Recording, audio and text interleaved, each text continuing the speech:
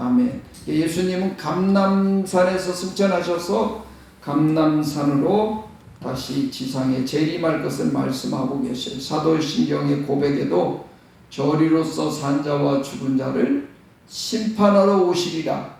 바로 심판하러 오시는 곳이 바로 감람산이라는 것을 우리에게 말씀해 주십니다. 예수님은 우리의 죄를 용서해 주신 속죄 주시니까 우리 죄에 대해서도 심판할 수 있는 심판주가 되심을 말씀해 주고 있습니다. 우리 1절 말씀을 같이 봅니다. 이 일 후에 내가 들으니 하늘에 허다한 무리의 큰 음성 같은 것이 있어 가로되 할렐루야 구원과 영광과 능력이 우리 하나님께 있도다. 아멘. 이 바벨론 성이 멸망되기를 간절히 원했던 그 모든 성도들 천사들이 그 일이 성취되니까 하나님께 영광을 돌리는 거죠. 할렐루야. 우리는 그냥 할렐루야 뭐 그냥 무시고 툭툭 던지는데 계시록에서는 할렐루야가 4번 등장해요. 1절, 3절, 4절, 6절 4번의 할렐루야를 드리면서 하나님께 영광을 돌립니다. 2절 그의 심판은 참되고 의로운지라 음행으로 땅을 더럽게 한 큰 음녀를 심판하사 자기 종들의 피를 그의 손에 갚으셨도다 하고. 아멘. 하나님의 공의로우신 진노와 그 순교자들의 피 흘림에 대한 하나님의 보응이다. 하나님께서는 그 행한 대로 심판하셨다. 이것을 찬양합니다. 3절 시작. 두 번째 가로되 할렐루야 하더니 그 연기가 세세토록 올라가더라. 아멘. 적그리스도를 따랐던 그 무리들 또 바벨론 성에 살고 있던 모든 사람들의 그들이 이제 영원토록 여기서 연기가 세세토록 올라온다. 연기는 시간의 흐름이 없는 곳이기 때문에 영원토록 지역 경보를 받게 되는 모습입니다. 4절 5절 또 24 장로와 네 생물이 엎드려 보좌에 앉으신 하나님께 경배하여 가로되 아멘 할렐루야 하니 보좌에서 음성이 나서 가로되 하나님의 종들 곧 그를 경외하는 너희들아 무릇 대소하고 다 우리 하나님께 찬송하라 하더라. 아멘. 24 장로와 네 생물이 하나님께 경배해요. 그리고 24 장로와 네 생물은 이후에는 등장하지 않습니다. 19장까지만 네 생물과 24 장로가 등장하고 20장 이후에는 네 생물과 20장로들이 등장하지 않아요. 그러면서 5절은 천국에 있는 성도들 그리고 천사들이 하나님께 영광을 돌리는 거죠. 하나님께서 하셨습니다. 하나님을 경배하고 영광을 돌리는 내용이 그 음성이 보좌에서 들렸다. 6절로 10절은 어린 양의 아내와 청함을 받은 성도들을 말씀하고 있습니다. 우리 6절 말씀을 봅니다. 시작. 또 내가 들으니 허다한 무리의 음성도 같고 많은 물소리도 같고 큰 내성도 같아서 가로되 할렐루야 주 우리 하나님 곧 전능하신 이가 통치하시도다. 아멘. 허다한 무리들이 천상천하 모든 것을 그 통치하시는 하나님을 찬양하는데 이 찬양도 수준이 달라요. 물소리 같은 찬양, 내성 같은 찬양, 계시록 14장 3절에는 검과 같은 찬양. 그 수준에 맞는 영적인 성장과 관련돼서 하나님께 찬양을 드리고 있는 모습입니다. 7절 시작. 우리가 즐거워하고 크게 기뻐하여 그에게 영광을 돌릴세 어린 양의 혼인 기약이 이르렀고 그 아내가 예비하였으니. 아멘. 예수님의 지상 재림 때 그때 혼인잔치가 일어나는 게 아니고 신천 신지가 열릴 때, 이때 어린 양의 혼인잔치가 진행이 되는 겁니다. 어린 양의 아내가 예비되었다. 바로 어린 양의 아내는 새 예루살렘인데 실제적으로는 성도들, 새 예루살렘에서 들어가서 서는 성도들 바로 14만 4천을 말합니다. 어린 양의 혼인잔치는 그러면 언제 일어났냐? 영원한 신천신지에서 참석해야 될 성도 한 사람도 빠짐없이 다 참석해야만이 그 새 예루살렘 성에서 어린 양의 혼인잔치가 이루어지는. 이제 나이가 들으면서 사람들하고 관계가 참 완만해야 되겠구나. 왜냐하면 그 사람이 하나님이 택한 사람이야. 내가 볼 때는 그 사람 마음에 안 들어. 왜 안 드냐? 내 정욕이 만족 안 하니까. 근데 또 마음에 안 들게 행동을 해. 그런데 그런 사람을 까시락지게 보고 불편하게 보고 그러면 결국은 그 화살이요 내게로 오더라. 좀 부족한 사람도 아우러주고 헤아려주고 그것이 주님에 대한 큰 사랑이 아닌가. 8절입니다. 그에게 허락하사 빛나고 깨끗한 세마포를 입게 하셨은즉 이 세마포는 성도들의 옳은 행실이로다 하더라. 아멘. 이 세마포는 성도들의 옳은 행실에 따라서 상급으로 주시는 옷입니다. 14만 4천 외의 성도들은 백보자 심판대에서 세마포를 입고 신천신지의 만국에 들어가서 영생 복락을 누립니다. 이 세마포라는 것은 어린 양 혼인잔치에 참여하는 예복이에요. 예복.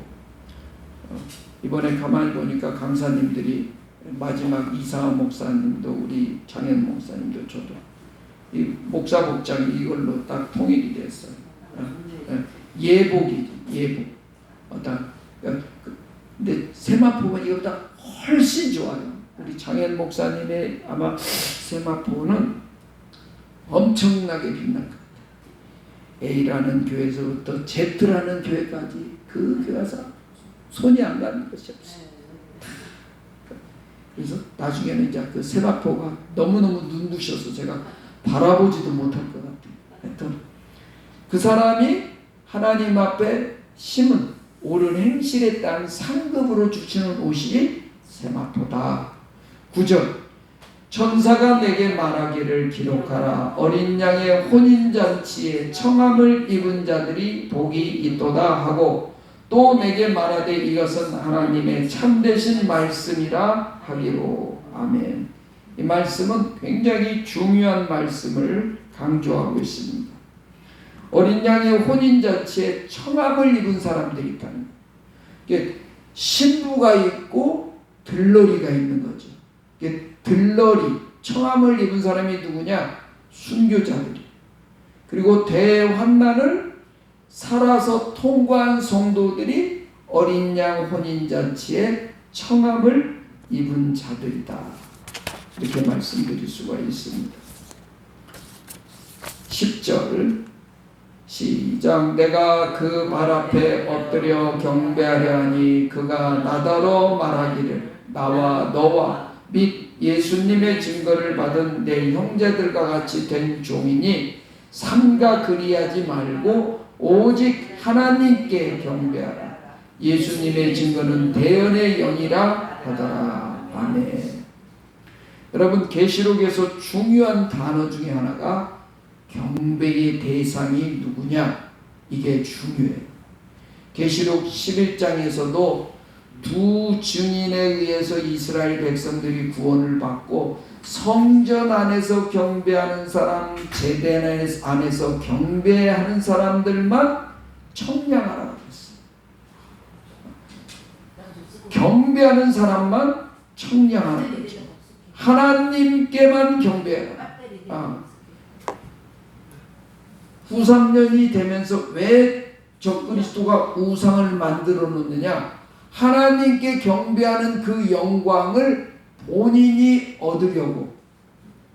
우상을 만들어 놓고 경배하지 않는 사람들은 몇이든지 죽이게 되는 거죠. 그래서 경배하는 사람만 살려주고, 그러나 하나님을 끝까지 믿는 사람, 죽으면서까지도 목숨을 걸면서도 순교한 성도들, 그 환란의 그 긴 터널을 살아서 통과한 사람들, 그들은 하나님께서 구원해 주시는 거죠.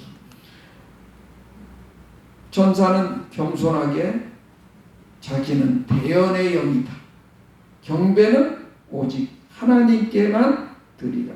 이 말이 계시록 22장 9절에도 다시 한번 반복해요. 사도 요한께서 이 계시록 1장부터 22장까지 다 이거 계시를 받으면 너무 전달해준 천사에게 고마우니까 천사한테 절을 나오니까 너 오직 경배는 하나님께만 경배해라, 그렇게 말씀하고 있습니다. 11절로 16절은 이제 재림하시는 예수님과 그 백마 군대를 보게 됩니다. 11절입니다. 또 내가 하늘이 열린 것을 보니 보라, 백마에 탄 자가 있으니 그 이름은 충신과 진실이라. 그가 공의로 심판하며 싸우더라. 아멘. 하늘이 열린 것은 바로 사도 요한에게 백마 타신 분이 누군지를 보여주는데, 이 백마 타신 분이 바로 예수님이라는 거예요. 그리고 예수님의 이름은 충신과 진실하다. 거짓이나 외식이 없고 진실하다는 거예요. 이 땅에서 예수님 충성스럽게 하나님께 봉사한 가장 진실한 분이에요. 가장 진실한.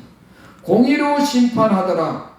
공의로 심판한다는 것은 공평과 의로우심을 나타내는 말입니다. 말씀의 능력으로 세상의 왕들과 군대들을 심판하시게 된다는 겁니다. 공의로 심판하시더라. 12절 시작. 그 눈이 불꽃 같고 그 머리에 많은 면류관이 있고 또 이름 쓴 것이 하나가 있으니 자기밖에 아는 자가 없고. 천상천하의 모든 사람들과 만물을 주님은 감찰하고 계십니다.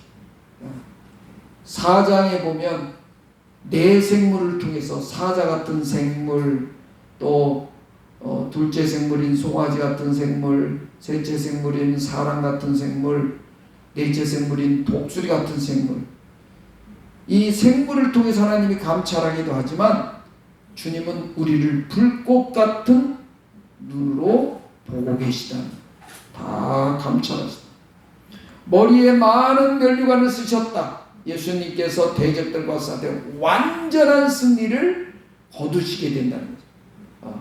계시록 안에는 면류관을 쓰는 일이 있죠. 적그리스도도 면류관 쓰고 또 그를 따르는 일도 금 같은 면류관을 써요. 그러나 그 일시적인 것, 일시적인 완전한 승리는 예수 그리스도께서 하시게 되는데, 예수님의 이름이 여러 가지 계시록의 이름이 있어요. 근데 예수님만 아는 이름이 하나 있다는 거예요. 계시록의 대표적인 예수님의 이름은 어린 양 되시는 예수님, 충신과 진실, 만왕의 왕, 만주의 주, 하나님의 말씀, 이게 다 예수님의 이름입니다. 그런데 한 가지 이름은 알려주시지 않고 예수님만 아시는 이름이 있다는 거예요. 그건 아마 완성된 천국에서 불리게 되는 이름이 아니실까. 그렇게 13절입니다. 또 그가 피 뿌린 옷을 입었는데 그 이름은 하나님의 말씀이라 칭하더라. 여러분, 이 피 뿌린 옷이라는 것은 예수님께서 영원한 속죄 제사를 위해서 대제사장으로 속죄하셔서 하나님 보좌에 앉으셨잖아요. 피 묻은 몸을 가지고 지성소의 보좌에 앉으신 것은 바로 피를 뿌린 거거든요. 근데 예수님께서는 대제사장의 권세를 가지고 또 심판하기도 하게 된다는 사실입니다. 예수님의 이름은 하나님의 이름이다. 말씀이 육신이 되신 예수님, 도성인신하셨다, 인카네이션 하셨다 하지요. 바로 죄를 용서해 주신 분이시기 때문에 죄에 대해서 심판할 권세가 예수님께 있다. 이게 계시록 5장에서 아주 중요한 관건이었어요. 14절입니다. 하늘에 있는 군대들이 희고 깨끗한 세마포를 입고 백마를 타고 그를 따르더라. 예, 하늘 군대. 예, 하늘 군대는 교회 시대 입맞은 종 휴거되는 성도들 14만 4천입니다. 유다서에는 에녹의 예언을 빗대어서 아담의 7세 손인 에녹이 예언을 했는데 주께서 수만의 거룩한 자와 함께 지상 재림하실 것이다. 이 하늘 군대에 속한 사람들이 어떤 사람이냐? 동강리에 이세종이라는 분이 계셨어요. 이분은 성경 말씀을 한 구절 읽으면 그대로 실천하셨어요. 예수님께서 그 삭개오에 대한 말씀을 읽고서 나도 누구에게 혹 잘못한 것이 있으면 그대로 갚겠다. 삭개오가 누가 이렇게 토색한 일이 있으면 4배로 갚겠습니다 한 것처럼 자신도 하나님 앞에 회개하면서 다 갚았어요. 남의 도적질한 것이 생각나면 주인에게 사과하고 몇 배로 보상을 했다는 거예요. 자신이 그분이 머슴살이를 하면서 백마주기의 큰 지주가 됐어요. 그래서 나중에는 그 돈을 번다고 이렇게 돈을 꿔주고 그러면서 토지를 빼앗긴 사람들의 입장을 생각하니까 얼마나 원망하고 그렇게 생각하면서 자신이 피땀 흘려서 벌었던 재산만 남겨놓고 나머지는 다 원주인에게 돌려줬어요. 아무 조건 없이 돌려줬어요. 그러면서 이렇게 말씀합니다. 예수님을 믿으면 철저히 믿어야 된다. 죽도 아니고 밥도 아니고 믿어서는 안 된다. 성경의 가르침대로 실행해야 한다. 그렇게 말씀하면서 빈문서 보따리를 안고 집집마다 다 돌려줬다. 그런 분들이 하늘 군대에 속한 그런 복되신 분들입니다. 하늘 군대가 그러면 어떤 군대인가 그분들을 증명해 보면 계시록 19장 7절과 8절은 빛나고 깨끗한 세마포를 입었다 그랬는데 14절에는 희고 깨끗한 세마포를 입었다. 이게 이 빛나고 깨끗한 세마포나 희고 깨끗한 세마포나 다 같은 거거든요. 모든 색이 다 합쳐지면 하얀색이 된다는 거예요. 하나님의 보좌가 그래서 환하게 비춰지는. 두 번째로는 두아디라 교회 사자에게 철장 권세를 주셨는데 그 철장 권세를 언제 사용하는가 봤더니 아마겟돈 심판 때 이 철장 권세를 사용하더라는 거죠. 두아디라 교회 사자에게 그들이 하늘 군대에 속했다. 데살로니가전서 3장 13절에는 지상에 재림할 때 성도들과 예수님이 함께 오시는데 그들이 바로 휴거된 성도들이요 14만 4천이더라 이 말이죠. 모형적 진리를 인용하면 비느하스, 이 비느하스는 아론의 손자입니다. 아론의 손자.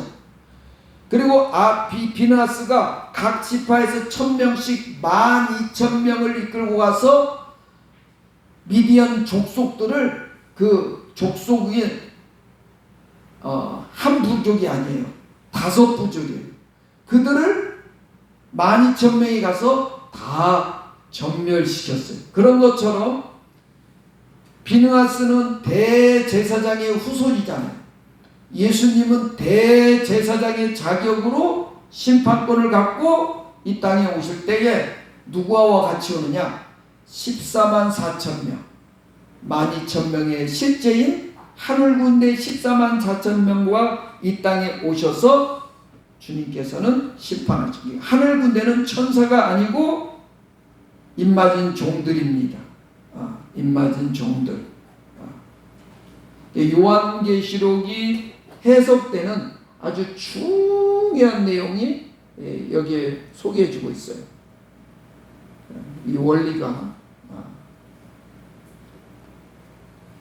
첫째에서 넷째 나팔로 식물이 박하고 다섯째 나팔로 불뱀에게 물리는 역사가 있죠. 황충제 아모리왕 바산왕 군대들과 싸움, 아주 싸움꾼인 곡과의 전쟁에서 이스라엘이 승전하도록 하나님 도우셨죠. 발락, 모아방, 발락, 모아방이 초청한 거짓된 선지자 발락, 그리고 이 발람의 꾀에 의해서 만들어진 음녀들의 유혹, 그들에 의해서 이스라엘 백성들이 범죄를 하고 그 범죄함으로 말미암아 24,000명이 죽는 연병이 진행이 됐어요. 장티푸스, 말라리아, 코로나뿐만 아니라 말라리아에도 엄청나게 많은 사람이 죽었어요. 말라리아는 인류가 있으면서 계속 하나님의 징계의 도구로 사용하고 계셔요. 그리고 음녀 심판, 조금 전까지 살펴봤던 계시록 16장, 17장, 18장 다 음녀 심판에 해당합니다.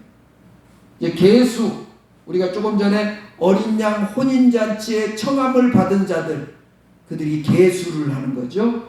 그리고 여호수아수는 지상 재림하시는 예수님, 직전에 주님이 다 준비하시고 하늘 군대가 왔을 때가 미디안 왕들과의 싸움 때는 비느하스와 그 12,000명 용사들이 활동한 것 같은 원리로 주님께서 하늘 군대와 함께 14만 4천과 함께 이 땅에 내려온다.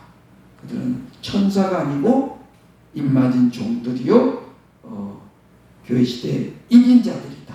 이것을 확실하게 증명할 수 있습니다. 15절입니다. 시작. 그의 입에서 이한검이 나오니 그것으로 만국을 치겠고 친히 저희를 절장으로 다스리며 또 친히 하나님 곧 전능하신 이의 맹렬한 진노의 포도주 틀을 밟겠고.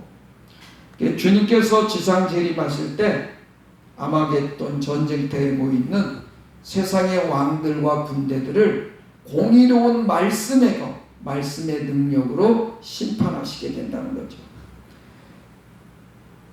이제 아마겟돈 전쟁이 진행이 될 때 아마겟돈 심판이 이어지는 거예요. 포도주 틀을 밟는 것 같은 맹렬한 심판을 받는다. 이를테면 그 이스라엘의 문화를 좀 알아야 돼. 이 포도주 틀은 이 가죽 부대와 같은 것을 가지고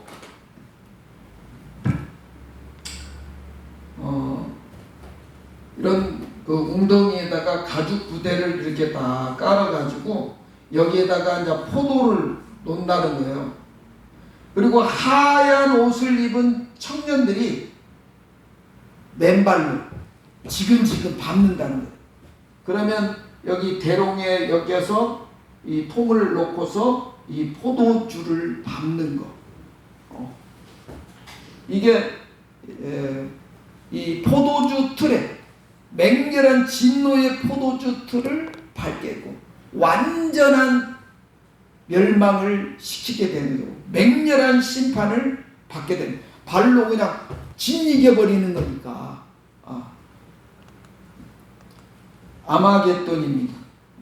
이게 아마겟돈이라는 데는 사방을 둘러봐도 다 지평선만 보여요. 이 아마겟돈이라는 지역은 우리나라 지역에다가 좀 비유하자면 대전과 같은 곳이에요. 사방 팔방 다 통하는 곳이에요. 그래서 위에 쪽에서 내려오거나 밑에 쪽에서 올라가거나 옆에 쪽에서 온다든가 할 때 다 통하는 곳이 아마겟돈인데 그 지역에서 큰 전쟁이 있게 된다는 겁니다. 16절입니다. 시작. 그 옷과 그 다리에 이름 쓴 것이 있으니 만왕의 왕이요 만주의 주라 하였더라. 아멘. 예수님의 이름이 다 다리에다 이름을 씁니다. 그 옷과 이름에 만왕의 왕, 만주의 주. 여러분 임금님의 그걸 옷을 골룡포라고 하잖아요. 다른 사람의 옷과 격이 다르잖아요. 예수님의 옷도 대제사장이시도 하더만 주님께서는 이제는 우주적인 왕이고 이 지상의 만왕의 왕, 만주의 주로서 예수님께서 활동하시는 겁니다.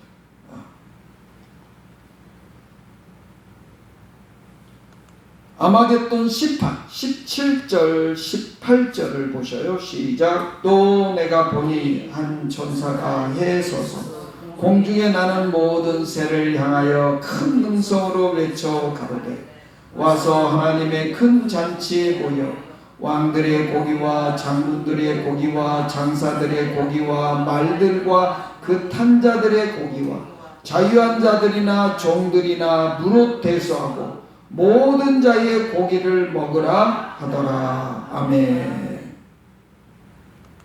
여기서 한 천사가 해에 섰다는 것은 이 해는 영계의 태양이 되시는 하나님의 명령에 따라서 이 죽은 사람의 고기를 좋아하는 독수리, 새매, 까마귀 이런 새들이 초청당한다.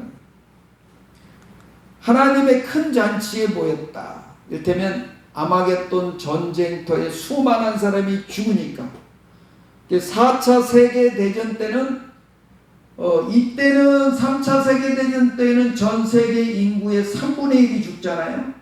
4차 세계대전 때는 거의 죽는다 이렇게 생각하면 돼. 거의 신자도 죽고 불신자도 죽고.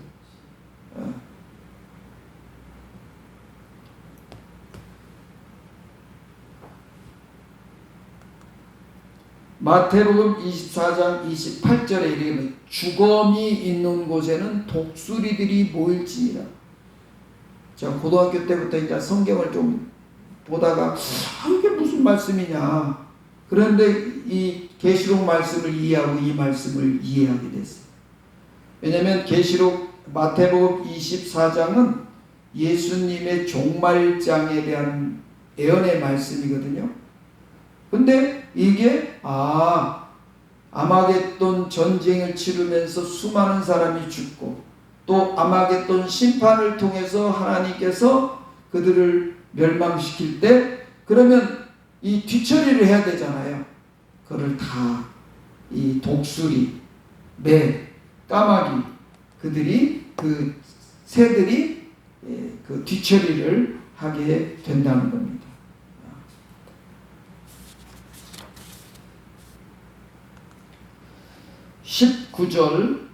19절만 먼저 읽겠습니다. 시작. 또 내가 봄에 그 짐승과 땅의 임금들과 그 군대들을 모여 그 말탄 자와 그의 군대로 더불어 전쟁을 일으키다가. 아멘.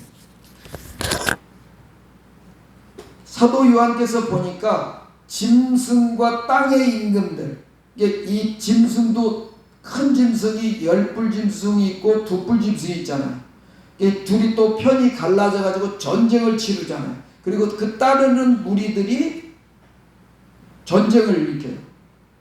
그러다가 말탄 자와 그의 군대는 누구냐? 바로 교회시대 입맞은종들이 예수님과 함께 그 부활체를 입고 지상에 재림하니까 자기들끼리 싸우다가 또 예수님과 하늘 군대들한테 총질하는 거예요. 근데 자신들은 육체를 가지고 있고 하늘 군대는 부활체를 입었기 때문에 게임이 안 되는 거죠. 마치 비느하스가 12,000명을 이고 그 미디안 족속들을 싹 멸망을 시키는 것처럼 예수님께서는 부활체를 입고 그들을 다 멸망을 시키더라는 거죠. 20절입니다. 20절 시작. 짐승이 잡히고 그 앞에서 이적을 행하던 거짓 선지자도 함께 잡혔으니 이는 짐승의 표를 받고 그의 우상에게 경배하던 자들을 이적으로 미혹하던 자라. 이 둘이 산채로 유황불 붙는 못에 던지우고. 아멘. 10뿔 짐승도 잡히고 2뿔 짐승도 잡히고, 그래서 짐승의 표를 받고 우상에게 경배하던 자들, 후삼년 때 짐승의 표를 받자면 상품을 못 사겠던 그 상품을 받았던 사람들, 그것을 누가 미혹해요? 두 뿔 짐승이 했었단 말이죠. 근데 10뿔 짐승도 2뿔 짐승도 산채로 유황불을 붓는 못에 던져졌다. 지옥에 던져지는 거예요. 유황불 붓는 못, 둘째 사막, 불못이다. 그러니까 이 산채로라는 말은 어떤 의미가 있냐면요, 부활체를 입는다는 거예요. 선한 일을 한 사람은 생명의 부활로, 요한복음 5장 29절에 악한 일을 행한 사람은 심판의 부활로 나아가리라 그랬어요. 심판의 부활로 변화돼서 지옥불로 처박히는 거죠. 영원히 구원이 없게 된, 여러분, 부활체를 입었다는 것은 여지가 없다는 거예요. 생명의 부활체를 입느냐, 심판의 부활체를 입느냐, 엄청난 차이가 있게 되는 거죠. 21절입니다. 시작. 그 나머지는 말단자의 입에서 나오는 검의 죽음에 모든 새가 그 고기로 배불리 우더라. 아멘. 이 초청받은 새들에 의해서 그 죽은 시체를 다 뜯어먹게 할 뿐더러요, 여러분, 이 피바다가 얼마까지 흐르느냐면 계시록 14장 20절에는 1600 스타디온, 1스타디온은 약 280m, 290m인가?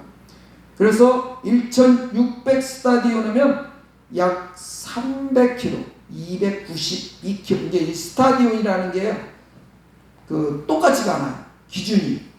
어떤 데는 90 쓰고, 어떤 데는 95를 쓰고, 어떤 데는 80을 쓰고 그러더라고요. 그래서 스타디온 약 300km 되는 엄청나게 그 아마겟돈 지역에서 흐르던 피의 강물을 흐르는 거죠. 어떤 분이 환상을 보니까 이 핏물이 그렇게 피바다를 이루는 것처럼, 것은 여러분, 그때 비가 엄청 내요. 이번 한 주간 동안에 비가 막 전국적으로 붓고 있지 않아요? 이런 비들에 의해서 다 하나님께서 여러분 청소하시는 거죠. 비로 다 쓸어 보내는 거죠. 엄청난 피의 강물이 흐르게 될 것이다. 그리고 지상에 재림하신 예수님의 아마겟돈 심판으로서 7년 대환난이 끝나게 되는 거죠. 7년 대환난은 무엇로 시작하느냐? 한일의 조약으로 시작해서 예수님이 아마겟돈 심판함으로 마무리를 짓는 거예요.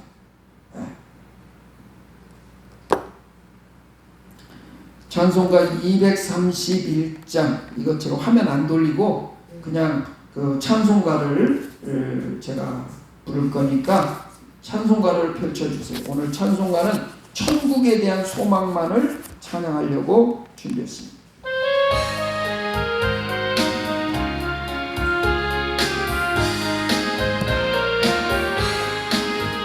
주가 맡긴 모든 역사 힘을 다해 마치고 밝고 밝은 그 아침을 당할 때 요단강을 건너가서 주의 손을 붙잡고 기쁨으로 주의 얼굴 배우리.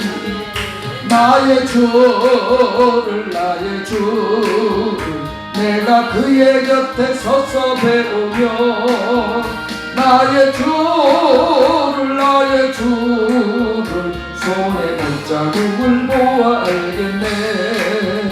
구름 타고 올라가서 주님 앞에 전하고 공부하신 그 얼굴을 배울 때 있을 곳을 예비하신 되신 사랑 고마워. 나의 주께 기쁜 찬송 드리리. 나의 주를 내가 그의 곁에 서서 배우며 나의 주님 나의 주 손에 자국을 보아 알겠네. 이 세상을 일찍 떠난 사랑하는 성도들 내가 올 줄 고대하고 있겠네.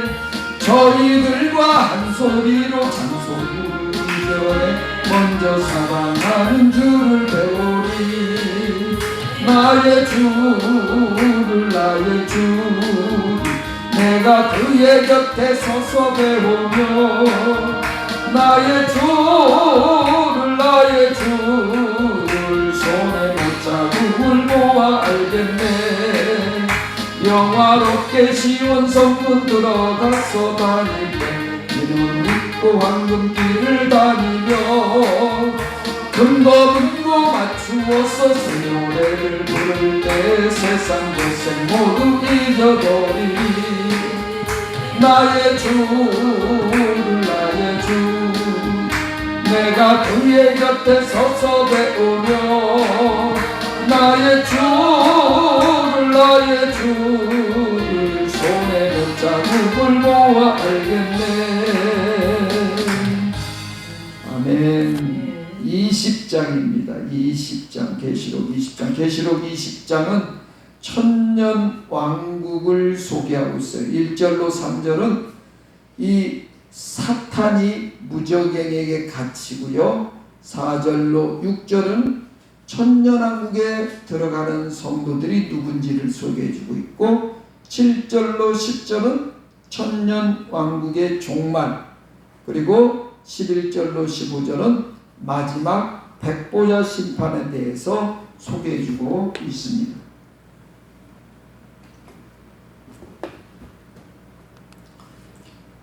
우리 1절 말씀 같이 봅니다. 시작. 또 내가 봄에 천사가 무저갱 열쇠와 큰 쇠사슬을 그 손에 가지고 하늘로서 내려와서 아멘. 무저갱 열쇠, 계시록에 보면 열쇠가 어디에 등장하냐면 1장 18절에 사망과 음부의 열쇠를 누가 가지고 계시냐면 예수님께서 갖고 계시죠. 하나님의 허락 속에 계시록 9장에 보면 하늘에 떨어진 사탄이 지옥문을 한번 열지요. 그리고 이번에는 천사가 무저갱 열쇠를 가지고 지옥문을 여는 거죠. 같은 열쇠예요. 그리고 마귀가 무저갱 열쇠를 가지고 있을 때는 지옥에 있는 악령들을 출동시켜 가지고 이 지상에 있는 사람들을 괴롭히는 일에 사용했다면, 이 미카엘 천사장은 선한 목적으로 이 세상에서 활동하는 그 악령들을 싹 잡아 들이니까 사람들이 범죄하지 않고 천년 동안 행복하게 살 수 있게 된다는 사실이에요. 여러분, 지금도 악령들을 하나님이 다 우리 주변에서 물리치면 우리 범죄하지 않는다는 거죠. 실상 우리가 범죄하는 것을 옆에서 충동질하고 참수하는 것은 마귀의 역사로 일어나요.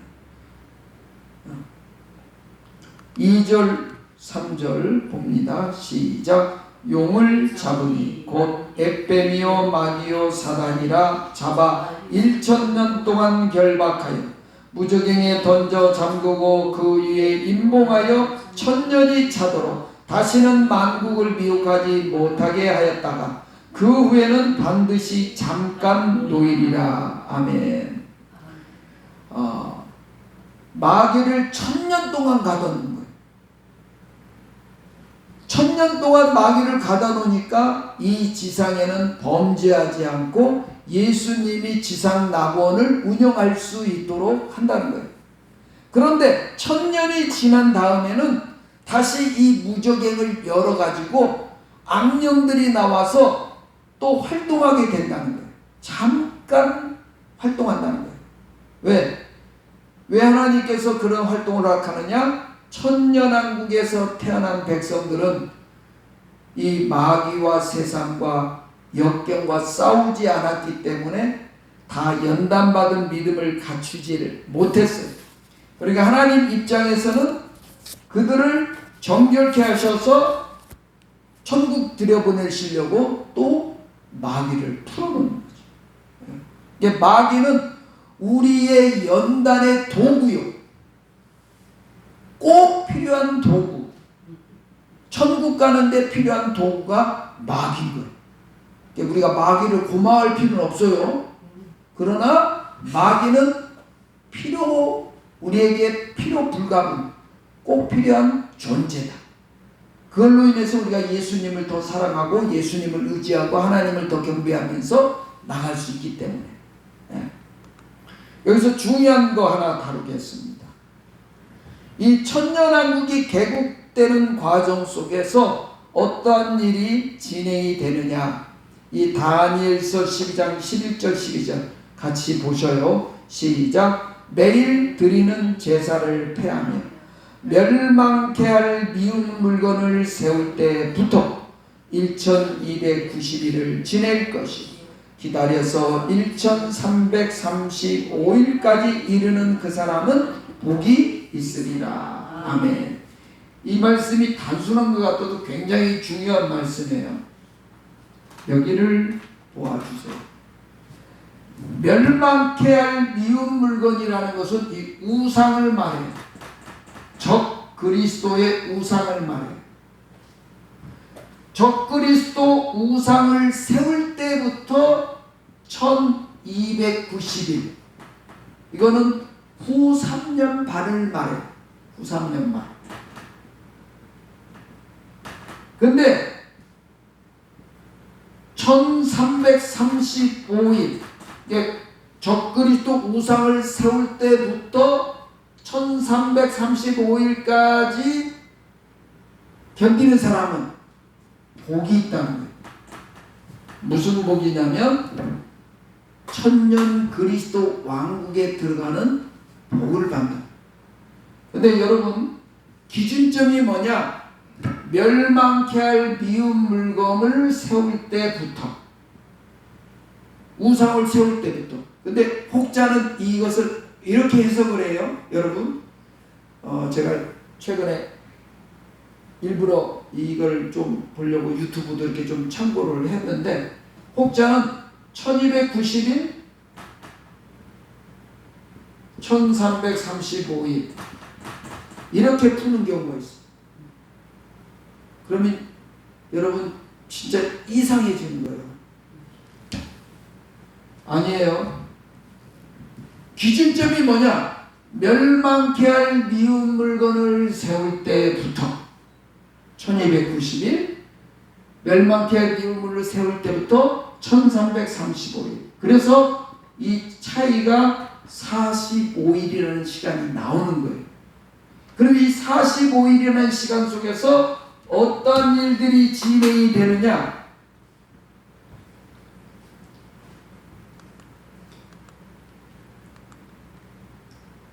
대환난을 살아서 통과한 성도들이 하나님으로부터 영적인 할례를 받아요.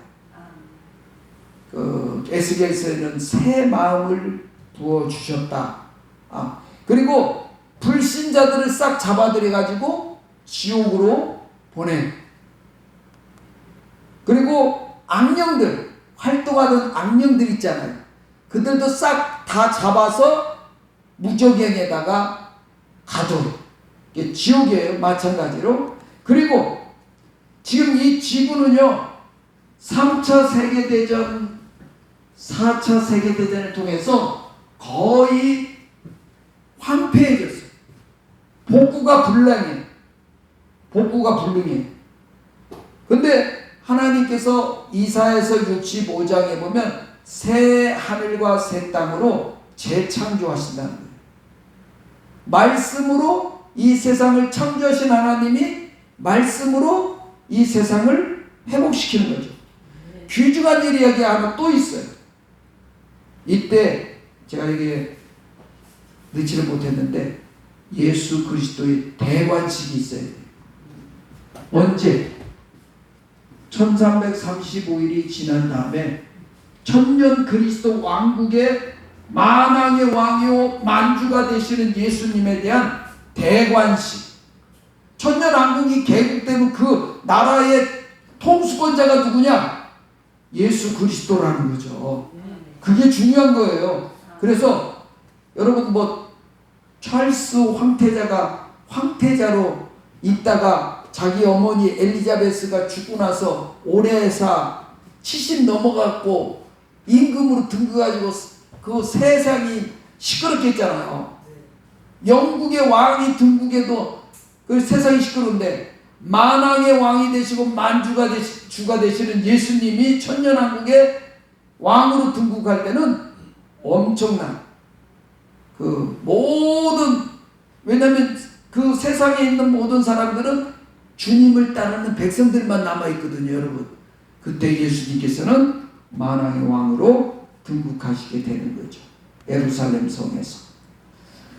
4절을 보시겠습니다. 천년왕국에 누가 들어가는지 볼 수 있어요. 시작. 또 내가 보좌들을 보니 거기 앉은 자들이 있어 심판하는 권세를 받았더라.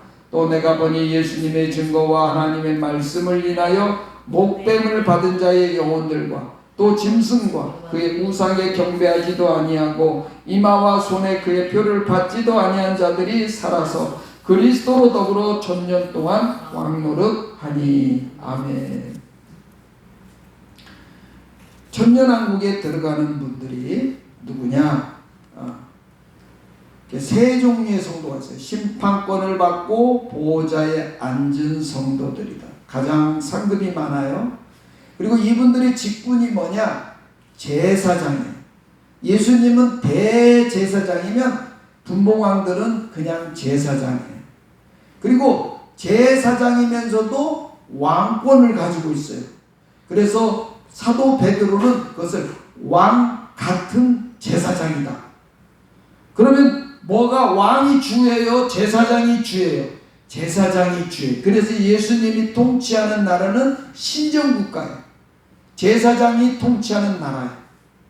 그리고 이분들은 부활체를 입고서 활동합니다. 부활체를 입고 백마군대 그 군대로서 오셔서 또 철장 권세를 가지고는 아마겟돈 심판하시고 그 철장 권세를 가지고 천년왕국 백성들을 사랑과 온유함으로 다스리게 되는 거죠. 그리고 순교자들, 이 천년 그리스도 왕국의 왕들을 보필하는 역할입니다. 교회에다가 좀 비유하자면 심판권을 받고 보좌 앉은 성도는 목회자의 역할이라면 순교자들은 그 재직 중에서도 장로, 권사, 안수 집사격이에요. 그리고 살아남은 성도들 평신도 서리 집사격인 거죠. 급수를 따진다면 살아남은 성도들은 육체를 가지고 땅을 분배받으면서 생업에 종사. 천년왕국에서는 직업이 어떤 것이 직업이 될까? 여러분, 천년왕국에는 여러분 막 거기서도 막 그 정점을 운영하면서 막 고기 잡아먹고 삼겹살 로스구이 해먹고 막 그럴 것 같아? 그거 더 좋은 거 먹지. 근데 천년왕국에는요 그 에덴 동산의 회복이에요. 성경에 에덴 동산과 같아진다는 거예요. 다시 에덴 동산에서는요 모든 이 식사하는 것이 여러분 고기 안 먹었어요. 그때는 채식이었어요. 식물을 채식으로. 그래서 맛도 아니에요. 식물도 아주 잘 먹으면 맛있어요. 그래서 이 모든 질병의 원인은 대부분 고기 먹으면서 생겼다는 거예요. 고기 먹으면서 인간의 수명이 다 단축되고, 천년왕국에 태어난 백성들은 수명이 이를테면 안 죽어요. 언제까지 사냐면 천년왕국에 끝날 때까지 살아요.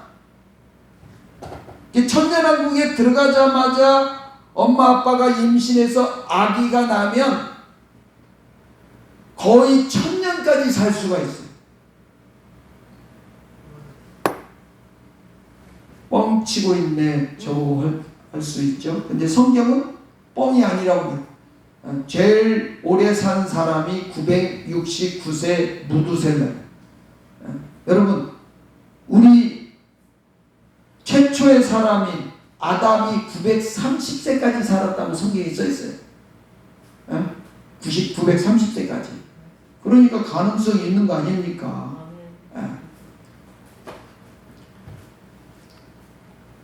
자, 다시 한번 정리해 드립니다. 천년왕국에 들어가는 분들은 심판권을 받고 보좌 있는 성도는 첫째 부활에 참여하는 분들이기 때문에 왕권이 있어요. 그러면서 제사장이에요. 제사장. 그 다음에 순교자들은 장관이나 도지사, 레위인들입니다. 제사장을 돕는 레위인. 살아남은 성도들, 땅을 분배받는 사람들은 백성들, 12지파 백성들을 말씀하고 있어요. 여러분, 로사라는 분이 있어요. 로사. 1586년에 태어나서 1617년에 살았는데 페루의 리마에서 태어난 분이에요. 근데 이 용모가 장미꽃처럼 아름답기 때문에 노사라고 이름을 불렀대요. 노사라는 건 장미라는 뜻이잖아요. 어머니 아버지가 신앙이 좋았어요. 10자매 중에서 장녀였대요. 장녀. 근데 자신이 기도를 하는데 이런 생각이 들어간 거예요. 자신의 얼굴이 아름다워서 사람들에게 마음을 미혹하게 할까봐 염려하는 마음이 들었다는 거예요. 이게 요즘으로 말하면 절세 미인이었던 것 같아요. 그래서 부엌에 즉시 그런 생각이 들어가지고 부엌에 즉시 가가지고 인도 후춧가루 가지고 얼굴을 일부러 흠집을 냈다는 거예요. 쉽게 말해서 자기 얼굴을 꼼보딱지로 만들었다는 거예요. 일부러. 그리고 아름다운 머리카락을 잘라서 아름다운 모습을 제거하려고 애를 썼다는 거예요. 그리고 뜰 구석에다는 기도실을 만들어 놓고 매일 10시간씩 기도와 묵상을 하면서 죄인들을 위한 중보 기도를 그렇게 드렸대요. 그런 분들이 심판권을 받고 보좌에 앉은 성도예요. 그 TV에선가 어떻게 어떤 보니까 그 본 내용이 있는데 그때 그런 말을 외도한 것은 용서가 되는데 얼굴이 못생긴 것은 용서가 안 된다네. 이 막된 세상이네. 예? 여러분, 순결을 범하는 거는 되는데 얼굴이 못생긴 거는 용서가 안 된디야. 이 세상이 정말 지금 거꾸로 가고 있는 거 아니에요? 예?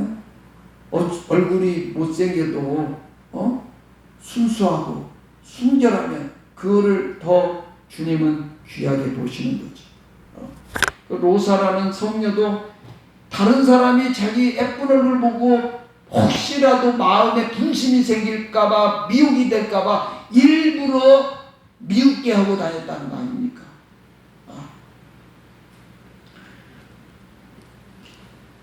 대환난에 들어가면요, 여성은 여성스럽게 하고 다니면 다 마귀 밥이요. 저 사람이 여잔지 남자인지 참 구분이 안 돼. 모자를 푹 눌러 쓰고 다니면서 그때는 이제 마귀가 이때 5달 황충제한 때 마귀를 풀어놓으면 음란한 마귀들이 얼마나 판치겠어요. 요즘에 세상이 얼마나 험악한지 일면식 없는 그 여자의 뒤에 들어가서 여자를 한 방에 그냥 기절시켜가지고 그 여자를 사람 보지 않는 데 가서 성폭행도 하고 그런 험악한 세상 아닙니까? 이 가치관이 완전히 혼란이 돼가지고 참 안타까운 지경입니다. 다 천년왕국에 오기 위한 마귀의 밥이 되기 쉬운 그런 사람들이죠. 5절 6절입니다. 5절 6절 시작. 그 나머지 죽은 자들은 그 천년이 차기까지 살지 못하더라. 이는 첫째 부활이라. 이 첫째 부활에 참여한 자들은 복이 있고 거룩하도다. 둘째 사망이 그들을 다스리는 권세가 없고 도리어 그들이 하나님과 그리스도의 제사장이 되어 천년 동안 그리스도로 더불어 왕노릇하리라. 아멘. 첫째 부활이라는 것은 천년왕국 중심으로 볼 때 휴거된 성도들 바로 14만 4천과 대환난에 순교한 순교자들, 그들이 첫째 부활에 참여했다. 이게 순교자들은 사실 첫째 부활에 참여할 수가 없어요. 그러나 육체를 입고는 영체를 가지고는 천년왕국 백성들을 돌보지 못하니까 하나님의 특별한 은총으로, 예수님의 은총으로 첫째 부활에 활동하면서 부활체를 입고 천년 그리스도 왕국에서 활동하는 백성들을 돕는 역할을 한다 볼 수가 있어요. 성경은 둘째 부활도 얘기해요. 둘째 부활은 언제 일어나느냐? 바로 이때 천년왕국이 끝나고 정사와 권세를 아버지 하나님께 드릴 때다. 고린도전서 15장은 그때 말씀하고 있어요. 천년왕국 이후에 천년왕국이 끝나고 나서 부활체를 입게 된다.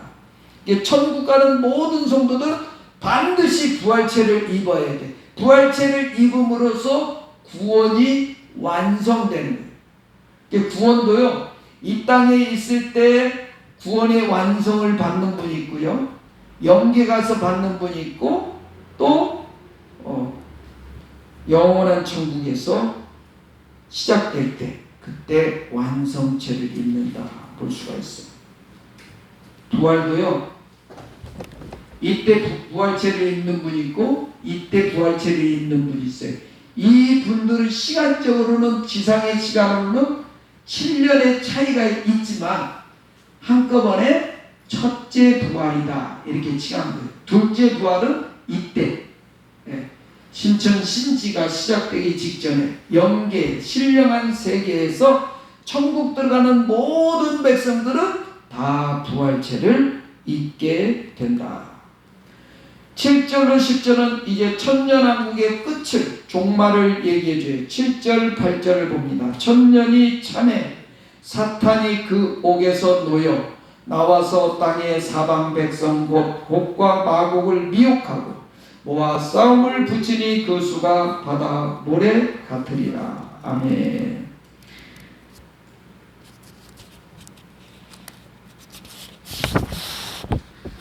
(3절에) 보면 반드시 잠깐 놓일 것이다 말씀하셨는데 그 말씀이 이루어지는 것이 7절 8절이에요. 절수로는 몇 절 안 되는데 천년왕국이 어떻게 진행될지 이런 내용들은 구체적으로 보여주고 있지는 않아요. 땅의 사방 백성은 바로 천년왕국에서 태어난 백성들을 말합니다. 곡과 마곡은 마귀에게 사로잡히는 사람과 땅을 말해요. 천년왕국에서도 마귀 따라가는 사람들이 있게 돼요, 여러분.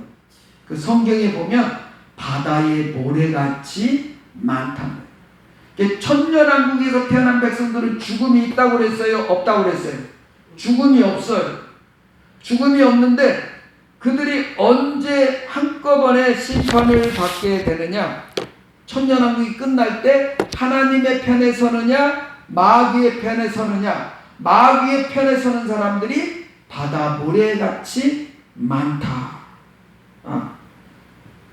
그 수가 바다 모래같이 많다. 이게 마귀의 미혹이 얼마나 강력하게 역사했는가를 볼 수가 있어요.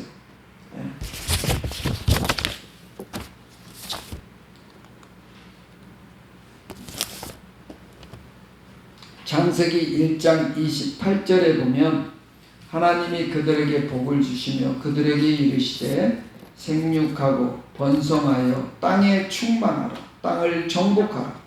바다의 고기와 공중의 새와 땅에 움직이는 모든 생물을 다스리라 하시니라. 이 말씀의 성취는 어디에서 이루어지느냐? 천년 그리스도 왕국에서 이루어지는 거예요. 지금 전 세계 인구가 80억이어도 한쪽에서는 배 터지게 먹고 한쪽에서는 굶어 죽고 그러잖아요. 천년왕국에는 그런 일이 없어요. 수십억, 수백억이 될 수도 있어요. 근데 다 생육하고 번성한다는 거예요. 그리고 이 짐승들도 우리 사람들에게 다스림을 당한다는 거예요. 참새야 이리 날라와라 하면 순종한다는 거예요. 모든 생물을 여기서 생물이라는 것은 동물과 식물을 다 말해요. 그것을 인간들이 다 통치하게 된다는 거예요. 근데 원래 하나님께서 아담에게 그 권세를 부여했는데 아담이 범죄함으로 그 권세가 깨진 거죠. 약속이 파기가 된 거예요. 근데 다시 천년 그리스도 왕국에서 그것이 회복되어지는 거예요. 9절입니다. 시작. 저희가 지면에 널리 퍼져 성도들의 짐과 사랑하는 성을 두르매 하늘에서 불이 내려와 저희를 소멸하고. 이를테면 예수님을 따르는 사람들, 천년왕국 백성들, 마귀를 따르는 사람. 근데 마귀를 따르는 사람들이 훨씬 더 많아가지고 예루살렘 성 중심으로 하나님을 따르는 백성들이 모여 있는데 여기 성도들의 짐과 사랑하시는 성을 둘렀다. 이 사랑하는 성은 예루살렘 성을 말해요. 거기에 이제 둘러있을 때 그 마귀를 따르는 무리들이 공격하려고 할 때 하늘에서 불이 내려가지고 마귀를 따르는 그들을 다 소멸하게 된다는 거예요. 베드로후서 3장 12절에 보면 하나님의 날이 임하기를 바라보고 간절히 사모하라. 그날에 하늘이 불에 타서 풀어지고 체질이 뜨거운 물에 녹아지려니와. 이 베드로후서 3장 12절은 대환난에서도 이루어지지만 천년왕국이 끝난 다음에도 성취되는 말씀이라고 볼 수가 있는 거죠. 그때 하늘에서 갑자기 불이 내려서 악인들을 다 멸망시킨다는 거죠. 그리고 하나님의 창조 사역은 이때로 끝나는 거예요. 천년 그리스도 왕국 시대로 종지부를 찍는 거예요. 그리고 이 세상도 이 지구 자체 폐기 처분된다는 거예요. 이 지구도 하나님의 창조의 목적이 다 이루어졌으니까 폐기되는 거죠. 10절 말씀 시작. 또 저희를 미혹하는 마귀가 불과 유황못에 던지니 거기는 그 짐승과 거짓 선지자도 있어 세세토록 밤낮 괴로움을 받으리라. 아멘. 천년왕국에서 출생한 사람들은 그 마귀가 잠깐 동안 해롭게 하고 시험하고서는 다시 지옥불로 들어가서 또다시 영원한 고통을 당한다는 거예요. 마귀는 아까 제가 말씀드렸죠. 우리 하나님을 믿는 사람들의 천국 보내주는 도구다. 이제 마지막 백보자 심판 11절을 보셔요. 시작. 또 내가 크고 흰 보좌와 그 위에 앉으신 자를 보니 땅과 하늘이 그 앞에서 피하여 간데 없더라. 크고 흰 보좌 그 위에 앉으신 분은 백보좌에 앉으신 예수 그리스도를 말합니다. 그리고 땅과 하늘이 그 앞에 피하여 간되었다. 여러분, 이 지상, 이 지구는 사형의 목적이 다 됐기 때문에 없어진다는 거예요. 요한복음 5장 27절 인자됨을 인하여 심판하는 권세를 주셨다. 예수님께 하나님이 권세를 주셨어요. 심판권을 주셨어요. 고린도서 5장 10절에 이는 우리가 다 반드시 그리스도의 심판대 앞에 드러나 각각 선악간에 그 몸으로 행한 것을 따라 받으려 함이라. 아멘. 그리스도 심판대 앞에서 다 심판을 받게 된다. 마지막 백보자 심판이 진행이 되는 거죠. 12절을 보셔요. 또 내가 보니 죽은 자들이 무릇 대소하고 또 그 보좌 앞에 섰는데 책들이 펴있고 또 다른 책이 펴졌으니 곧 생명책이라. 죽은 자들이 자기 행위를 따라 책들에 기록된 대로 심판을 받으니. 아멘. 신자든 불신자든 백보자 앞에 서게 된다는 거예요. 생명책에 기록된 사람들은 천국 가는 사람들이죠. 아마 또 다른 책이라고 말씀하는 책들은 지옥 가는 사람들의 행위와 또 이름이 기록된 책이니까 이름은 안 써있지만 아마 사망의 책이겠죠. 생명의 반대는 사망이니까 사망의 책에 자기 행위를 기록. 백보자 심판대는 이 계속 심판이 진행된다는 거예요. 다니엘서 7장 10절에도 시하는 자가 만만히요 심판을 베푸는데 그 책들이 더 있다. 그 대환난 가운데도 심판은 진행이 되더라. 이거를 말씀해 주고 있어요. 13절을 봅니다. 바다가 그 가운데서 죽은 자들을 내어주고 또 사망과 음부도 그 가운데서 죽은 자들을 내어주매 각 사람이 자기의 행위대로 심판을 받고. 아멘. 바다가 그 가운데서 죽은 자를 내어줬다. 바다에서 죽은 사람들도 바로 영계의 심판대를 통과하게 된다는 거예요. 사망과 음부도 그 가운데서 죽은 자들을 내어주매 육체의 죽음을 당한 곳에 있어서 영계의 심판대로 들어간다는 거예요. 각 사람이 자기 행위대로 심판을 받는다. 이 하나님의 심판대가 있는 중간 영역도 계시록에서는 음부라 칭해요. 음부. 근데 이 음부도 이를테면 사형이 닿으면 폐기쳐버려요. 우리 14절 15절 봅니다. 사망과 음부도 불못에 던지우니 이것은 둘째 사망 곧 불못이라. 누구든지 생명책에 기록되지 못한 자는 불못에 던지우더라. 아멘. 이게 이 음부도 불못에 던져졌다. 이 음부라는 것은 백보자 심판대가 있는 하나님의 심판대가 있는 그 영역도 이제 다 심판이 마지막 백보자 심판대에서 끝났으니까 그 심판대 자체도 하나님께서는 폐기 처분해 버린다. 어디다 던져요? 폐기 처분하는 걸 지옥에다 던져버린다는 거예요. 불못이라는 것도 지옥이에요. 둘째 사망 곧 불못이다. 여러분 그러면 첫째 사망은 뭐예요? 둘째 사망이 있었으니까 첫째 사망이 있을 거잖아요. 첫째 사망은 뭐냐? 우리가 하나님 앞에 범죄하고서 아담이 하나님께 범죄하고 나서 너는 흙이니까 흙으로 돌아가라. 그래서 인간은 필연적으로 반드시 죽게 돼 있어요. 그게 첫째 사망입니다. 그 둘째 사망은 예수님을 거부하고 스스로 지옥불에 들어간 사람들, 둘째 사망, 지옥에 들어가는 이들을 둘째 사망입니다. 음부가 없어지면서 이 심판 때도 끝나는 거예요.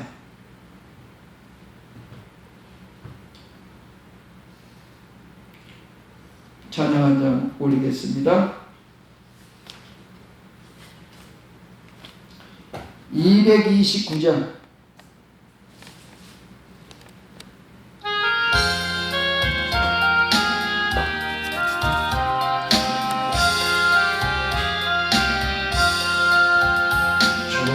예수 다스리신 저 거룩한 곳은 이 땅의 가난과 슬픔 또 어둠 없는 곳 주께서 나의 눈물을 다 씻어주시네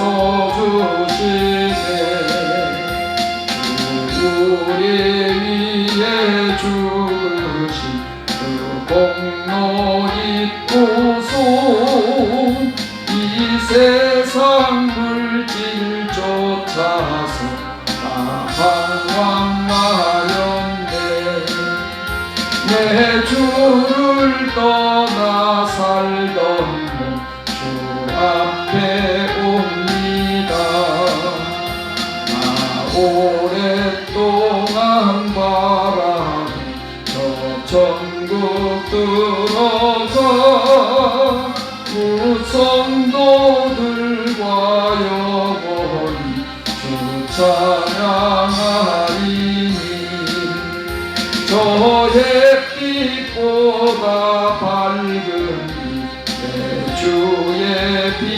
계시라.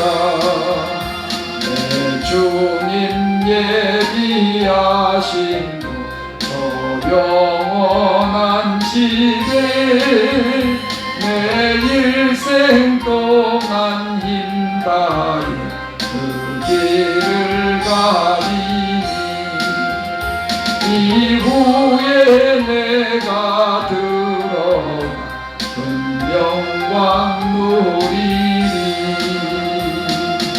아멘.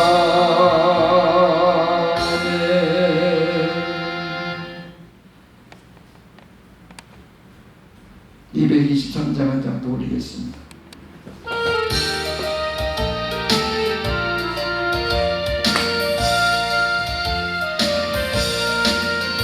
세상 모든 수고 끝나고 우리 장막 뻗고서 모든 근심 걱정 멀어진 뒤에 주를 뵙고 성도 함께 별유관을 쓰리라. 새 예루살렘에서 성도들이 함께 울 때 기뻐 노래하리라. 새 예루살렘 호산나를 높이 불러 왕의 왕을 맞으리. 새 예루살렘에서 가는 길이 외로워도 주날 뵙듯이 시험 환난 근심 걱정 없으며 주를 믿고 따라가면 주의 뜻을 알리라. 새 예루살렘에서 성도들이 함께 올 때 기뻐 노래하리라. 새 예루살렘 호산나를 높이 불러 왕의 왕을 맞으리. 새 예루살렘에서 내가 세상 작별하고 눈물을 걷고는디 주의 찬란하신 영광 비칠 때 나를 구속하신 주를 기쁨으로 배우리. 새 예루살렘에서 성도들이 함께 올 때 기뻐 노래하리라. 새 예루살렘 호산나를 높이 불러 왕의 왕을 맞으리. 새 예루살렘에서 아름다운 그곳에서 구속받은 성도와 사랑하는 주를 만나 배울 때 주의 영광 노래하며 영원토록 살리라. 새 예루살렘에서 성도들이 함께 올 때 기뻐 노래하리라. 새 예루살렘 호산나를 높이 불러 왕의 왕을 맞으리. 새 예루살렘에서. 아멘. 계시록 21장 1절부터 20장 5절까지는 신천 신지 영원한 천국에 대해서 1절로 8절 말씀, 9절로 22장 5절까지는 새 예루살렘 성에 대해서 말씀해 주고 있습니다. 21장 1절입니다. 시작. 또 내가 새 하늘과 새 땅을 보니 처음 하늘과 처음 땅이 없어졌고 바다도 다시 있지 않더라. 아멘. 사도 요한이 보니까 이 새 하늘과 새 땅, 이거는 물질계가 아닙니다. 영계입니다. 신령한 세계. 처음 하늘과 처음 땅이 없어졌다. 이 지구를 말해요. 처음 하늘, 하나님이 창조했던 이 지상에 또 천년 그리스도 왕국에서 다시 새 창조하셨던 이 지구, 처음 하늘과 처음 땅은 없어졌고 바다도 다시 있지 않다. 영계에는 바다는 없는 것 같아요. 바다. 여기서 말하는 바다는 이 지상의 바다를 말씀합니다. 예수님께서 요한복음 14장 2절에 내 아버지 집에 거할 곳이 많도다. 그렇지 않으면 너에게 이르시리라. 내가 너희를 위하여 처소를 예비하러 가노니. 예수님께서는 우리의 영원한 맨션, 천국 집을 예비하러 주님은 영계에 가셨어요. 주님은 하나님 보좌에만 앉아 계신 게 아니라 천국에서 이 땅에 우리들이 행한 아름다운 행실에 대한 그 집을 짓고 계십니다. 예수님이 하고 많은 이 세상의 직업 중에서 주님의 직업이 어떤 직업이에요? 예수님의 직업 카르핀터, 목수잖아요. 요새는 목수라고 안 하고 인테리어자라고 해요. 수준이 좀 높은 것 같잖아요. 우리 예수님께서는 우리 배성교사님에게 맞는 또 전도사님에 맞는 그런 아름다운 집을 그 취향에 맞게 지어주신다는 거예요. 아파트를 좋아하면 아파트를 지어주시고 단독주택을 좋아하시면 단독주택을 지어주셔서 그 사람의 취향을 저렇게 해주신다는 거예요.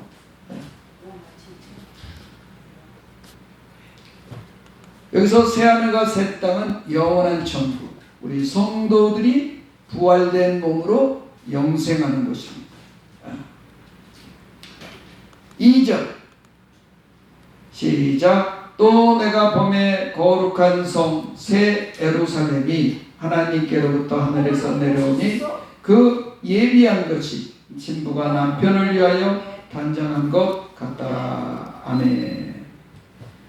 이 새 예루살렘이 하나님께로부터 내려온 처럼 보였다는 것은 하나님께서 신천신지의 그 신령한 땅 위에 새 예루살렘 성을 직접 만드셨다. 예비한 것이 신부가 남편을 위하여 단정한 것 같더라. 그러니까 여러분 이게 마치 그러면 새 예루살렘 들어가는 그 어린 양의 아내들은 다 저기 우리 결혼식장에 가면 그냥 막 얼굴에 막 파운데이션 붙이고 막 이쁘게 막 그날의 주인공이라 해요. 그것은요 우리의 이해를 돕기를 위한 거고 여기서 신부가 남편을 단장한 것 같다라. 그 원리가 그렇다는 거예요. 그만큼 아름다운 모습을 최상으로 아름다운 모습을 표현해주고 있는 거예요.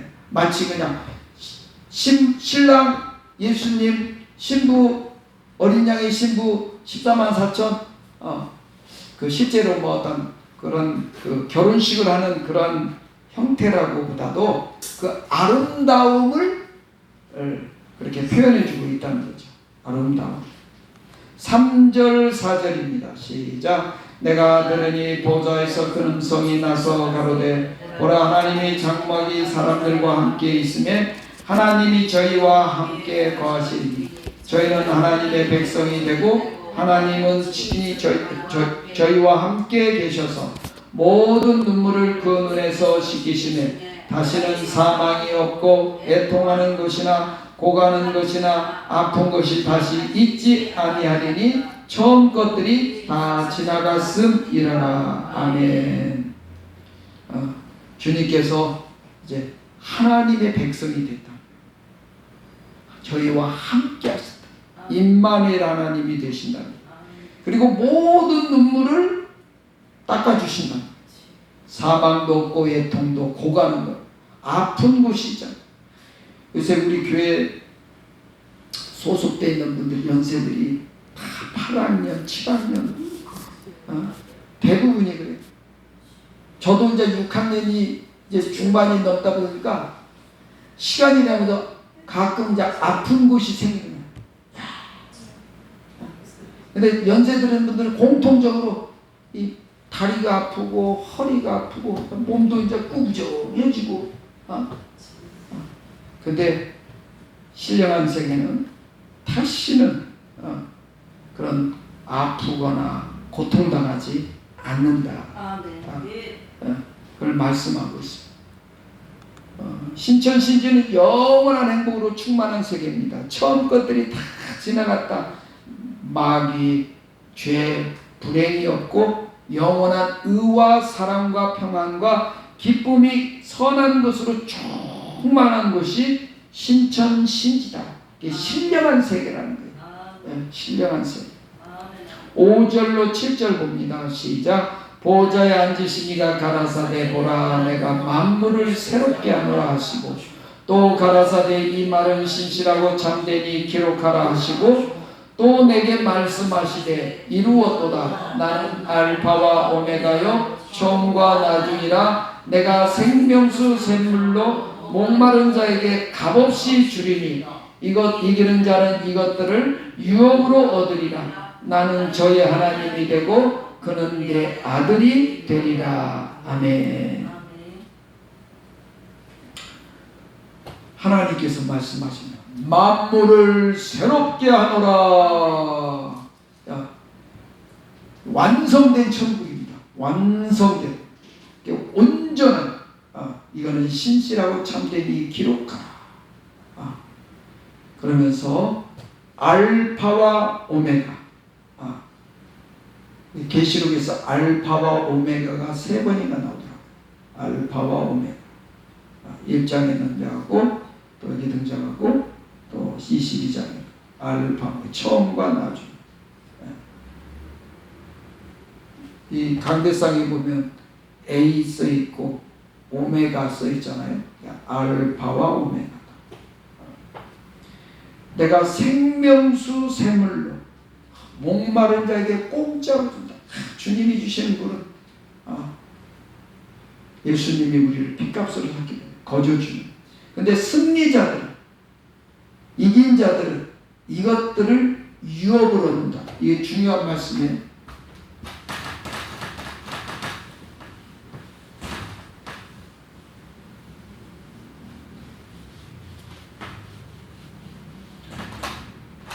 영계는 천국에 수도가 있고 만국이 있죠. 수도가 있고 만국이 있어요. 계시록상으로는 한 군데가 더 있어요. 유리 바닷가. 순교자들이 들어가는 마을. 이게 천국의 수도인 예루살렘. 완성된 새 자를 붙이면 새 예루살렘 성이 되죠. 이 천국의 수도에 들어가는 사람 이분들에게 이 천국 자체를 유업으로 줬다는 거예요. 유업. 재산 상속받기. 그러니까 만국에 있는 분들은 엄밀한 의미로 말하면 기분 나쁘지만 그렇게 들을 건 없어요. 전세 사는 거야. 근데 주인이 좋아가지고 나가라고 하지 않아. 여러분 이긴 자들이 받는 축복은 엄청난 거예요, 여러분. 천국 자체를 하나님으로부터 상속받은 거예요, 그분들이. 대단한 거예요. 나는 그의 하나님이 되고 그는 아들이다. 여러분 이긴 자들은 아들이에요. 아들. 그러면 만국 백성은 뭐냐? 백성 급수 레벨이 달라요, 여러분. 이 땅에서 하나님을 살아간 만큼 사도급 철저히 살아가는 분. 이성봉 목사님이 이분이 만주에서 집회를 하는데 어머니가 돌아가셨어. 연락이 왔는데 집회 중에 갈 수가 없어서 집회를 다 마치고 그리고 어머니를 찾아뵌 거지. 여러 해 만에 고향에 왔지만 하룻밤 자고서 또 복음을 전해야 돼서 또 일어선 거예요.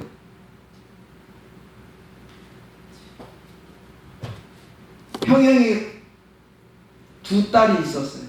어린 2딸이 있었는데 공부한다고 나무사라 집에서 자취를 하고 있는 거예요. 자취를. 근데 가서 딸들의 모습을 보니까 그냥 방이 꽁꽁 얼었어. 냉방이야. 여러분 이북의 겨울은 얼마나 춥습니까? 그 냉방에서 배급받아온 죽을 끓여 먹고 있는 거예요. 참 아비 된 자로서 그 자녀들의 형편을 보고 차라리 집회를 좀 연기하고 이 딸들을 좀 덜 볼까 하다가 뻘떡 일어납니다. 손에 제기를 잡고 뒤돌아보는 거 합당치 않다. 정과 욕심을 십자가에 못 박아야 된다. 예수님의 사람은 그 말씀에 또 일어난 거죠. 그러니까 아버지가 또 말씀 집회 인도하러 간다 보니까 그 딸내미들이 쫄래쫄래 그 전송한다고 평양역까지 따라오는 거예요. 꼴이 그냥 뒤축이 떨어진 운동화에다가 양발은 구멍이 나고 떨어진 수건으로 귀를 싸고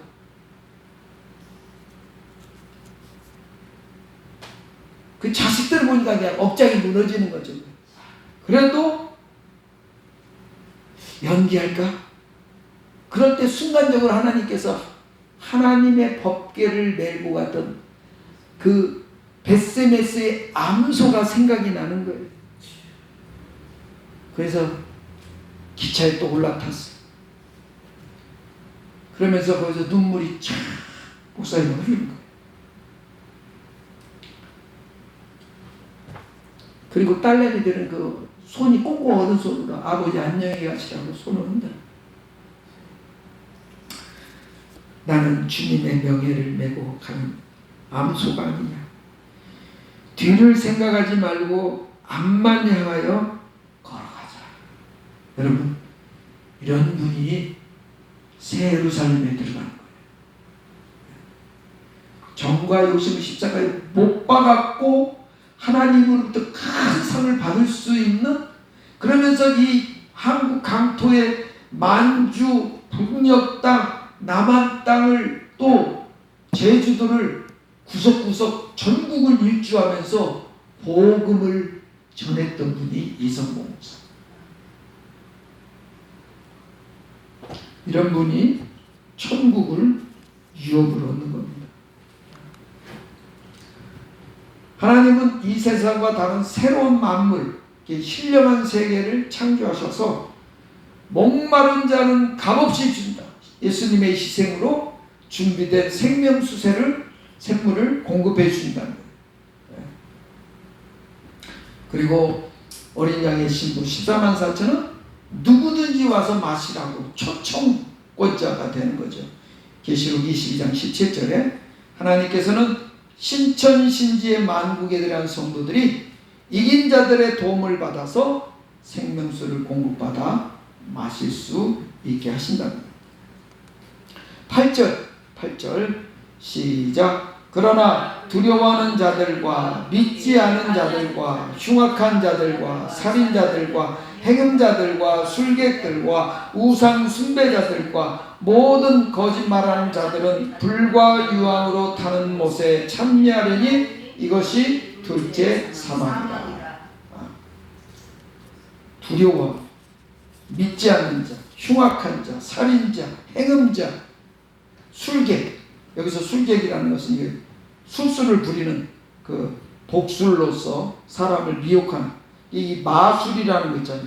손 이렇게 하면 없어요. 사람의 결국 눈속임이고, 우상숭배자들, 거짓말하는 자는 불과 유황으로 타는 못, 불못을 또 이렇게 표현하고 있는 거예요. 지옥에 들어가게. 이게 둘째 사망이라는 거죠. 죄성과 악한 행실을 가지고 불신자들은 지옥에 들어가게 된다는 거죠. 성도들은 예수님의 보혈로 모든 죄를 해결받았기 때문에 천국에 들어갈 수 있는 거죠. 이제 새 예루살렘 성에 대해서 우리 9절, 10절 보시겠습니다. 시작. 7 대접을 가지고 마지막 7 재앙을 담은 7 천사 중 하나가 나와서 내게 말하여 가로되 이리 오라. 내가 신부 곧 어린 양의 아내를 내게 보이리라 하고 성령으로 나를 데리고 크고 높은 산으로 올라가 하나님께로부터 하늘에서 내려오는 거룩한 성 예루살렘을 보이니. 아멘. 많은 천사 중에서 일곱째 대접장을 쏟은 천사로 하여금 예수 새 예루살렘 성을 소개하는 것은 모든 것을 지켜봤잖아요. 그래서 성도들에게 큰 위로와 소망을 주기 위해서 그 일곱째 대접을 쏟았던 천사가 새 예루살렘 성을 소개하고 있는 모습입니다. 새 예루살렘 성은 천국의 수도. 새 예루살렘 성에 들어가는 성도들이 부르는 노래, 무슨 노래? 새 노래. 순교자들이 부르는 노래, 모세의 노래, 어린 양의 노래. 만국에 있는 성도들은 그 노래가 그냥 맑은 물소리 같고 내성 같은 불로 하나님께 찬양을 드리게. 그러니까 찬양도 수준 차이가 있는 거예요. 새 예루살렘 성은 어린 양의 아내다. 어린 양의 신부. 마치 큰 성 바벨론을 큰 음녀로 불린 이치와 같이 이렇게 새 예루살렘 성은 어린 양의 아내다. 저희 요한계시록은요 1장부터 20절 일맥상통해. 명쾌해. 그래서 그 막힘이 없습니다. 사실은 그 원리를 깨달으면 연구하면 연구할수록 30년 동안 계시록을 연구해도 할 때마다 기가 막혀. 집회를 할 때마다 어떤 목사님은 교환을 새로 해요. 그래서 저도 그걸 본받아서 이제 나이가 먹다 보니까 자꾸 시력이 떨어져. 글씨가 잘 안 보여. 그래서 저도 이제 얼마 오래 못해 이제 글씨가 보이면 자연스럽게 좀 물러나야죠. 근데 매번 할 때마다 똑같은 내용 증거해도 매번 증거 노트를 또 새로 봐. 새 마음으로 또 새롭게. 이번에 73차. 횟수로 벌써 계산을 해보니까 37년. 하나님의 은혜로 지금 가고 있는 거죠.